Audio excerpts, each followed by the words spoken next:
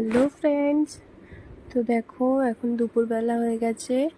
আমি আমার ছেলেকে স্নান টান করিয়ে দিয়েছিলাম, তারপরে ও ঘুমিয়ে গিয়েছিল। তো এখন দেখো উঠে পড়েছে। উঠে পড়ার পরে ওকে আমি খাবারটা খাইয়ে দেব। তো আজকে ওর জন্য আমি খিচুড়ি বানিয়েছিলাম। খিচুড়িটা মিক্সি করে নেবো, তারপরে ওকে আমি খাওয়াবো। এইভাবে ছাড়া না আমার ছেলে একদম খেতে চায় না।